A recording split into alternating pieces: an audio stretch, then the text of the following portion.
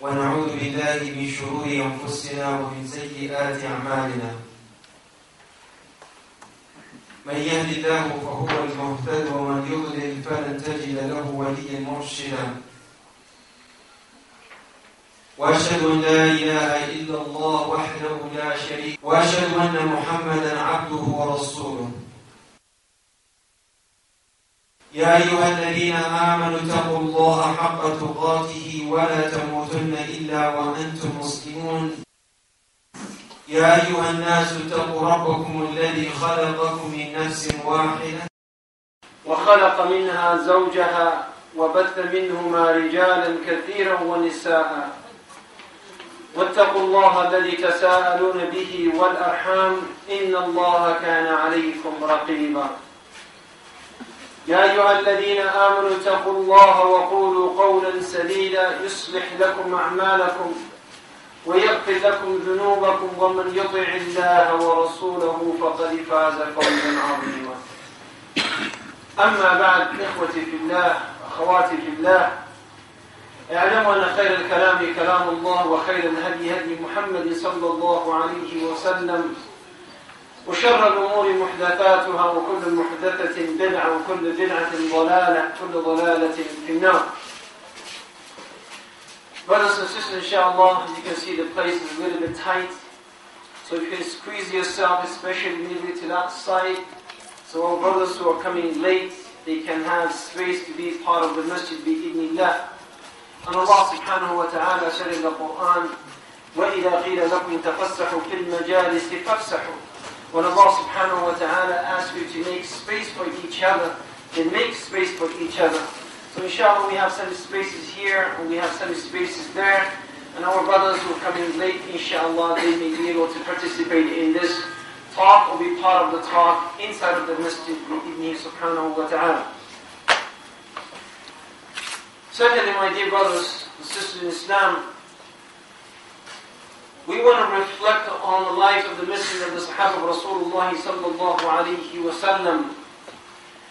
And we want to know what made them so successful. And why the Ummah of Muhammad sallallahu alayhi wa sallam today, we are not as successful as they used to be perhaps. If we follow their footsteps, if we do what they did, if we live Islam like they lived, perhaps we can succeed as they succeeded, rahimahum radiyallahu anhum ajma'in. And when I reflected on the seerah of the Nabi, of the Sahaba of the Nabi sallallahu alayhi wa sallam, and realized they did many great things. But perhaps today we can cover three things that they did, radiyallahu anhum ajma'in. And by doing these three things, we can achieve what they achieved, radiyallahu anhum ajma'in.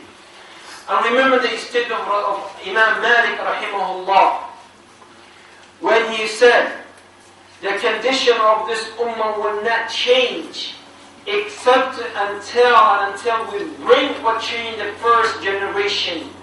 What made them successful is what we need today, rahimahullah radiyallahu anhum ajma'in. When we read the seerah of the Sahaba of Nabi sallallahu alayhi wa sallam, we realize they had three qualities, or they have many qualities, but the first of the three qualities I would like to mention is that the Sahaba of Nabi sallallahu alayhi wa sallam, they considered this deen their responsibility as individuals. They considered their responsibility of this deen their own responsibility. Where we as Muslims nowadays, we always like to push that responsibility onto someone else. We say King so-and-so is not doing his responsibility. That's why the enemies of Islam are taking advantage of Islam. The wealthy people of the Ummah, they are not doing their share. Therefore, the needy Muslims, they are in that situation. That's why our masajids are like this. That's why our poor people are living in this condition. And we always like to push the responsibility on others. We always say, ikhwati fillah, it is someone else's responsibility to change the condition of the Muslim and Islam. But the Sahaba, their attitude was completely different. Their attitude was, it is my responsibility. لا تكلف إلا نفس. You are only following that I am responsible of me, and my responsibility is the responsibility that will change the condition of the Muslim. وَلَا تَزِرُ وَازِرَةٌ وِزْرَ أُخْرَى. Allah subhanahu wa ta'ala said, no one else will carry the burden or the responsibility of others. No one else except that person. Except you, except her, except that person. It is us who are responsible. And when we look at the responsibility of the Sahaba and how they react to this, the Sahaba of Nabi sallallahu alayhi wa sallam, we take examples from them for their lives. Once, and I think this was from the Ma'raka of the Salasil or Riqa', one of them, the Sahaba of Nabi sallallahu alayhi wa sallam, they were coming back. And then when they were all coming back from Fi Sabilillah, the Messenger of Allah sallallahu alayhi wa sallam said to the Sahaba, who is going to be in charge guarding us tonight? So two Sahaba from the Sahaba of Rasulullah, they took the responsibility upon themselves, and they said, us, O Messenger of Allah. And this was Ubayd bin Bishr and Ammar bin Yasir radiyallahu anhum ajma'een. And these two companions, brothers and sisters in Islam, Messenger of Allah made them brothers in the covenant that they had among themselves. So Ammar bin Yasir and Ubayd bin Bishr, Ubayd said, أَتَنَامُ أَوَّلَ اللَّيْلِ أَمْ آخِرَهُ? He said, are you going to sleep? Are you going to take the first turn of the night? Or are you going to take the later part of the night, which is the last part of the night? Are you going to sleep first? Or should I sleep first? Then Ammar bin Yasir said, no, you go and sleep first. Radiallahu anhu. Ammar bin Yasir said, no, I am going to sleep first. You're going to be in charge of the guarding the Muslims and the Nabi sallallahu alayhi wa sallam first part. So Ammar bin Yasir, he slept.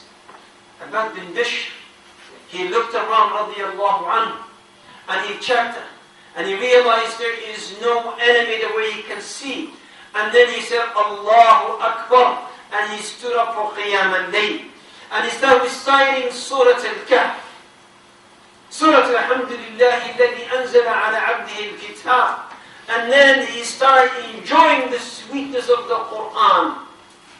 But what he did not realize was, there was this A'rabi, an enemy, who was walking behind the army of the Muslims.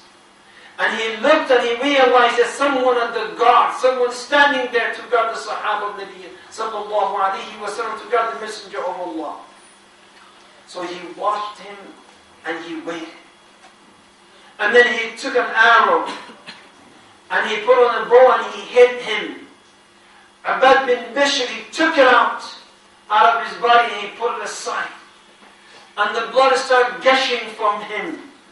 And then the same thing the Arabi did 3 times in a row. Finally, Ubayd bin Bishr, he woke Ammar bin Yasir and he said, I'm hit. And when that man, Arabi, when he saw someone else is moving, he ran away. So Ammar bin Yasir said, Rahimakallah, why didn't you wake me for the first time?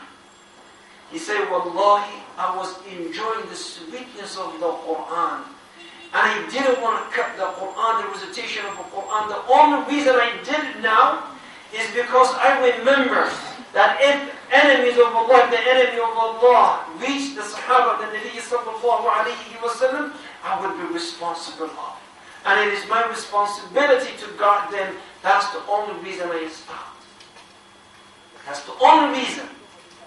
Not because he didn't say, well, Ammar bin Yasir is right here. This is his responsibility.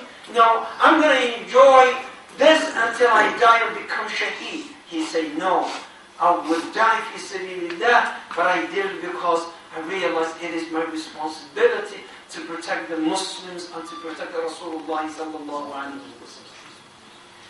Because of such attitude,